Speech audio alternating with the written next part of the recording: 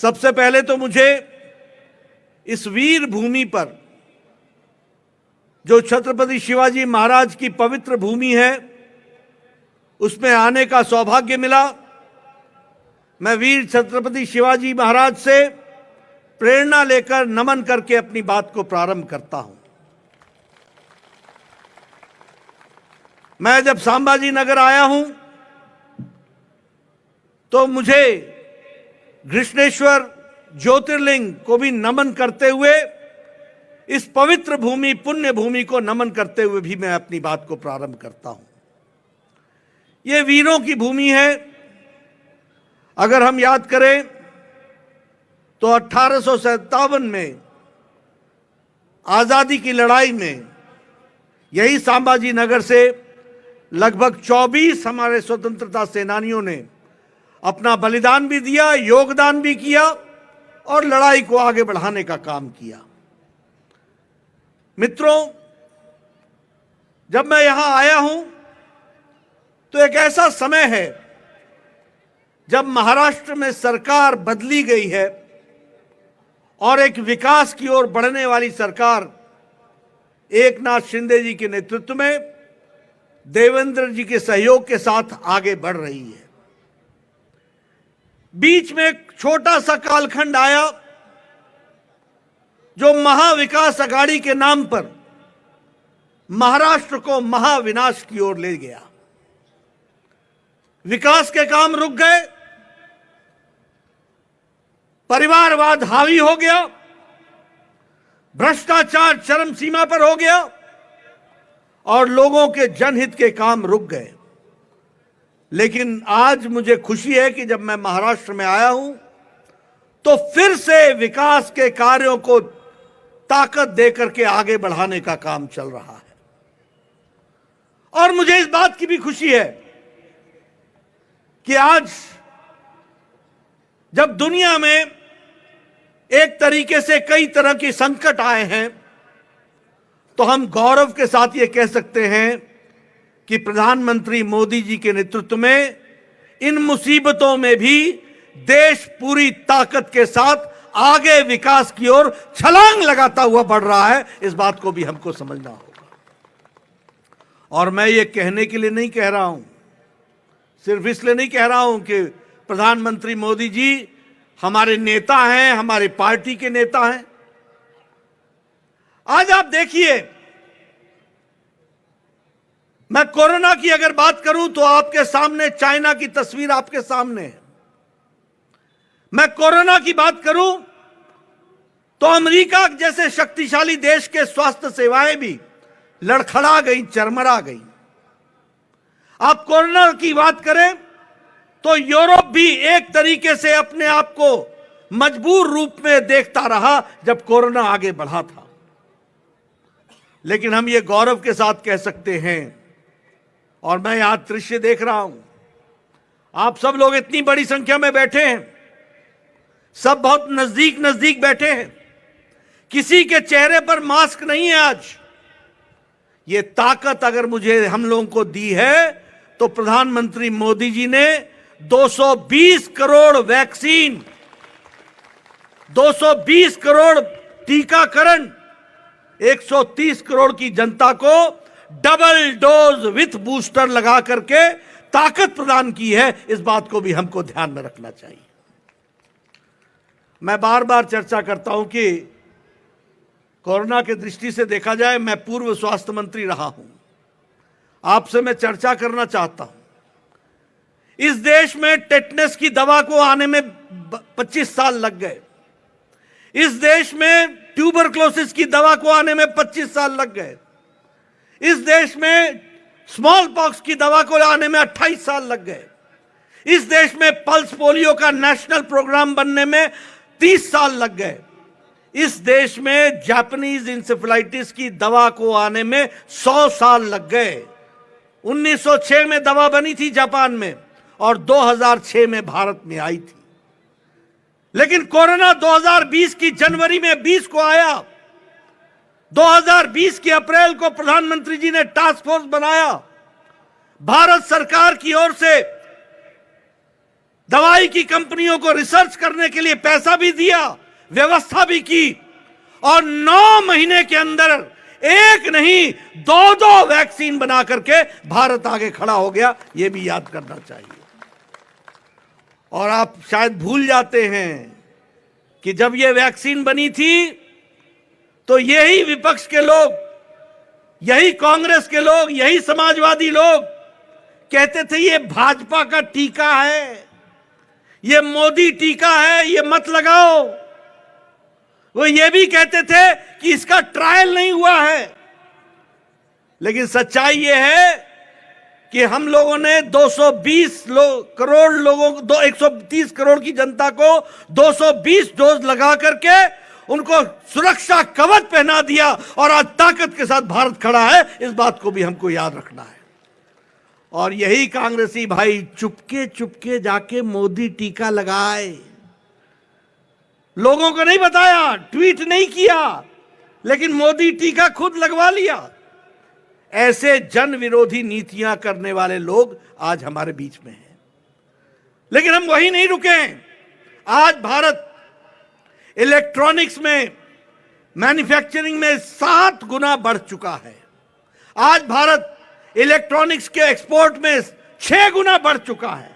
आज भारत डिफेंस के एक्सपोर्ट्स में 4 गुना बढ़ चुका है। आज भारत केमिकल्स के सप्लाई में, एक्सपोर्ट में दुनिया का दूसरे नंबर का देश बन गया है। आज भारत फार्मास्यूटिकल्स में दुनिया की फार्मेसी बन गया है। आज भारत स्टील में दूसरे नंबर पर आकर के खड़ा है। 8 साल पहले भारत में 92% मोबाइल बाहर से आता था। आज भारत 97% मोबाइल भारत में बना रहा है। यह भारत की बदलती तस्वीर है। और मित्रों, जब देश आर्थिक संकटों में घिरा है, उस समय भारत, जिस देश ने हमारे ऊपर 200 साल राज किया, ब्रिटानिया, उसको पिछाड़ करके भारत दुनिया की 5वीं नंबर की अर्थव्यवस्था बन रही है, 5 नंबर की इकोनॉमी बन गई है। इसलिए मित्रों, जब मैं सारी बातें आपके सामने कहता हूं तो गर्व से यह भी महसूस होता है कि विपरीत परिस्थिति में किस तरीके से भारत ने अपने आप को आगे बढ़ाया है। और उसी तरीके से अगर हम बात करें, यूक्रेन का युद्ध हुआ, कौन सा ऐसा देश था जिसने अपने लोगों को वापस लाने की व्यवस्था की? क्या अमेरिका ने की? क्या पाकिस्तान ने की? क्या चीन ने की? क्या श्रीलंका ने की? क्या बांग्लादेश ने की? कौन सा ऐसा देश था? लेकिन हमें यह फक्र होता है कि भारत के यशस्वी प्रधानमंत्री जी ने एक समय में पुतिन से बात की, एक समय में ज़ेलेंस्की से बात की, युद्ध को रुकवाया और 32,000 विद्यार्थी वापस सुरक्षित हमारे देश के अंदर लाने का काम किया है। इसलिए मित्रों, अगर हम विकास की कहानी कहें तो ध्यान में आता है कि देश बहुत तरीके से आगे बढ़ने का काम किया है। और यहां मैं ये भी कहना चाहूंगा कि जहां तक आम नागरिक का सवाल है, महिलाओं का सवाल है, हमारी योजना क्या है? गांव, गरीब, वंचित, पीड़ित, शोषित, दलित, महिला, युवा, किसान, समाज के अंतिम पायदान में खड़ा व्यक्ति, उसको मजबूती देने का हमारा काम है। और फिर हम कहने के लिए नहीं कहते हैं, इस देश में 11 करोड़ बहनें ऐसी थी जिनके पास गैस का चूल्हा नहीं था। आज मोदी जी ने उनको गैस का चूल्हा भी दिया, सिलेंडर भी दिया, और उनको स्वाभिमान के साथ खड़ा होने के लिए उनकी ताकत को बढ़ाया। कैसा देश था भारत? 70 साल की आजादी हो गई और हमारे यहां घर में शौचालय नहीं था, और इनकी संख्या कितनी थी? 12 करोड़।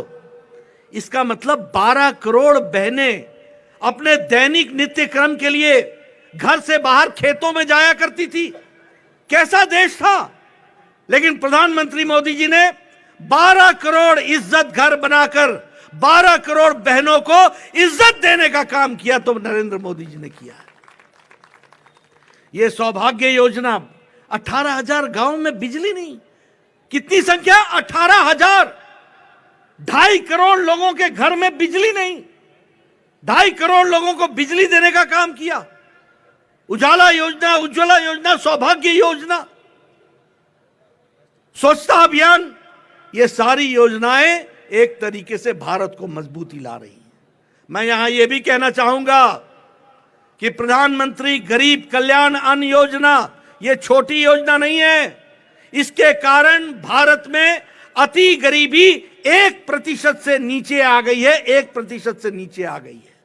और 80 करोड़ की जनता को 5 किलो गेहूं या 5 किलो चावल, 1 किलो दाल ये देने का तय किया है। आपको जानकर खुशी होगी कि 7 करोड़ 30 लाख घरों को 7 करोड़ 30 लाख घरों को पानी की व्यवस्था की गई है। और हमारे यहां संभाजी नगर में भी 1,18,000 घरों को पानी से जल, हर घर जल पहुंचाने का भी काम किया गया है। इसलिए मित्रों, फिर चाहे प्रधानमंत्री आवास योजना हो, 3 करोड़ 60 लाख घरों को घर बना करके दिए हैं। और उसी तरीके से प्रधानमंत्री किसान सम्मान निधि में 11 करोड़ 78 लाख लोगों को 2,000 रुपए हर चौथे महीने देने का काम किया है। इसलिए विकास की एक नई गाथा लिखी जा रही है। मैं यहां यह भी कहना चाहूंगा कि जब मैं महाराष्ट्र की बात करता हूं तो पिछले 12 दिसंबर को प्रधानमंत्री मोदी जी आए थे। उन्होंने 75,000 करोड़ रुपए के प्रोजेक्ट्स दिए थे, 75,000 करोड़ के प्रोजेक्ट्स दिए थे। और उसी तरीके से विकास की एक नई कहानी को लिखने का काम किया है। हर दृष्टि से, चाहे सड़क हो, चाहे इंफ्रास्ट्रक्चर हो, चाहे हाईवेज हो, चाहे एयरपोर्ट्स हो, चाहे रेलवे स्टेशन हो, हर दृष्टि से विकास की एक नई कहानी लिखने का काम किया है। और आज हमारी कोशिश है कि फिर से एकनाथ शिंदे और देवेंद्र जी की सरकार इस काम को आगे बढ़ाए। 12 मेडिकल कॉलेजेस महाराष्ट्र को दिए, all India institute of medical sciences दिया है, इंस्टीट्यूट्स पर इंस्टीट्यूट्स दिए जा रहे हैं ताकि विकास हो सके। और यहां मैं एक बात और भी कहना चाहूंगा कि चाहे इंफ्रास्ट्रक्चर ग्रोथ की बात हो, 191 किलोमीटर का मुंबई का मेट्रो हो, और उसी तरीके से मुंबई ट्रांस हार्बर लिंक जो कंप्लीट हो रहा है उसका काम हो, जल युक्त अभियान हो, ये सारे काम महाराष्ट्र की सरकार ने बहुत तीव्र गति से किए हैं। मैं यहां आपके सामने ऐसी बहुत लंबी लिस्ट रख सकता हूं जो विकास की दृष्टि से किए गए हैं, लेकिन आपका ज़्यादा समय न लेता हुआ मैं 2-3 बातें कह करके अपनी बात को समाप्त करना चाहूँगा। मित्रों, एक बात हमको समझ लेनी चाहिए कि यह सरकार जो बनी थी, यह सरकार चुनाव के दौरान हम जब आए थे तो प्रधानमंत्री जी ने कहा था ऊपर नरेंद्र नीचे देवेंद्र, और इस बात को लेकर के हम आगे बढ़े थे। उद्धव ठाकरे जी ने भारतीय जनता पार्टी को धोखा देकर, कुर्सी की गद्दी के लालच में आकर उनके साथ जाकर के मिल गए जिनके खिलाफ बाला साहब देवरस सारी जिंदगी लड़ते रहे, वही कांग्रेसी और वही एनसीपी के साथ जाकर के मिल गए। और किस लिए मिले? कुर्सी के खातिर विचारों को का बलिदान दे दिया, वैचारिक पृष्ठभूमि को भूल गए। जो राष्ट्रवादी ताकतों के साथ खड़े होते थे उन लोगों ने नए चेहरे, नए नकाब, नए मुखौटे पहन करके वो खड़े हो गए। लेकिन आप जानते हैं असली असली होता है, नकली नकली होता है। नकली रह गया, असली वापस आ गया और भारतीय जनता पार्टी के साथ मिलकर के फिर से राष्ट्रवादी तरीके से सरकार बनी है। और यह सरकार विकास के लिए बनी है। यह सरकार सबका साथ, सबका विकास, सबका विश्वास, सबका प्रयास के लिए बनी है। और मैं पूछना चाहता हूं, कौन सी मजबूरी थी उद्धव ठाकरे जी को कि पालघर के साधुओं की हत्या, जो निर्मम हत्या हुई थी, उसके केस को सीबीआई को देने में कौन रुकावट आ गई थी? किसने रुकावट दी थी? कहां चला गया तुम्हारा वैचारिक पृष्ठभूमि? कहां चली गई आपकी विचारधारा? अरे सत्ता के पीछे इतने मिट गए, इतने समाप्त हो गए, इतने छोटे हो गए। कहां ले जा रहे थे महाराष्ट्र को? यह दीगर बात है, यह अलग बात है, यह इतर बात है कि ऐसा होना नहीं था, क्योंकि सच्चाई सच्चाई होती है और सच्चाई फिर से स्थापित हुई है। इस बात को भी हमको याद रखना है। कैसा महाराष्ट्र हो गया था? आईपीएल के मैच हो सकते हैं, लेकिन दही हांडी नहीं हो सकती। आईपीएल के मैच हो सकते हैं, लेकिन गणेश उत्सव नहीं मनाया जा सकता है। आईपीएल के मैच हो सकते हैं, लेकिन दुर्गा पूजा पर इकट्ठा नहीं हुआ जा सकता। कैसा प्रदेश बन गया था। आज आपको इन सब चीजों से राहत मिल चुकी है। मैं यहां यह भी कहना चाहूंगा कि जिस तरीके से भ्रष्टाचार हुआ वो अभी आपके सामने है। और जब मैं भ्रष्टाचार की बात करता हूं तो मैं हमेशा कहता हूं कि एक हमारा जैम था, जन धन आधार मोबाइल, यानी जनधन में अकाउंट खोलो, आधार से जोड़ो और मोबाइल से पेमेंट भी करो और अपने खाते में आपको सरकार की सुविधा मिलेगी। एक इनका भी जैम है, वो JAM क्या है? वो है जॉइंटली एक्वायर मनी। इकट्ठे होकर के 3-3 दुकानें खोल ली, 3-3 दुकानें। पहले उद्धव ठाकरे की शिवसेना को अर्पण करके आओ, फिर कांग्रेस को करो, फिर एनसीपी को करो, 3-3 दुकानें खोल गई, कोई काम नहीं। और आज महाराष्ट्र भ्रष्टाचार मुक्त हो चुका है और विकास युक्त हो चुका है, इसको भी याद रखने की जरूरत है। और अगर मैं कहूं डीबीटी, तो हमारा था डायरेक्ट बेनिफिट ट्रांसफर, यानी जो पात्र है उसको डायरेक्ट बेनिफिट का ट्रांसफर हो जाए। और इनकी डीबीटी क्या थी? इनकी डीबीटी थी dealership, D for dealership, B for brokerage और टी फॉर ट्रांसफर। ट्रांसफर में पैसे कमाओ, दलाली में पैसे कमाओ और डीलरशिप में पैसे कमाओ, यही धंधा बन चुका था। ऐसी सरकार को आपने उखाड़ करके फेंक दिया। मैं आपको बधाई भी देता हूं, धन्यवाद भी देता हूं और आपको विश्वास दिलाता हूं कि एकनाथ शिंदे और देवेंद्र फडणवीस जी की सरकार मजबूती से महाराष्ट्र की जनता की सेवा में जुटेगी, विकास को आगे बढ़ाएगी और आगे ले जाने का काम करेगी। आप बताइए, ऐसी सरकार को आप साथ देंगे ना? आप ऐसी सरकार को साथ देंगे ना? ऐसी सरकार महाराष्ट्र में चाहिए ना? ऐसी सरकार महाराष्ट्र में चाहिए ना? ऐसी सरकार महाराष्ट्र में चाहिए ना?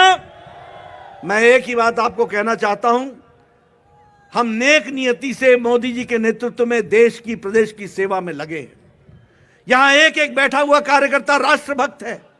यहां एक एक जनता में बैठे हुए देवी और सज्जन वो राष्ट्रभक्ति से ओतप्रोत हैं, वो देश को आगे बढ़ाना चाहते हैं।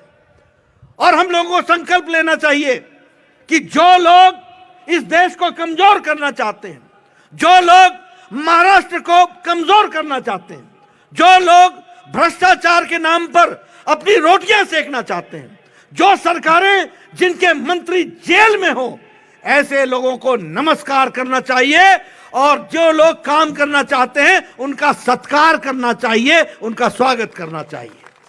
मुझे पूरा विश्वास है कि आप इन सारी बातों को ध्यान में रखेंगे और मेरी बात को आप सुनेंगे। इतनी देर रात गए भी आपने मेरी बात को सुनने के लिए आप रुके, आपका बहुत बहुत धन्यवाद। जय भारत, जय महाराष्ट्र। बोलिए।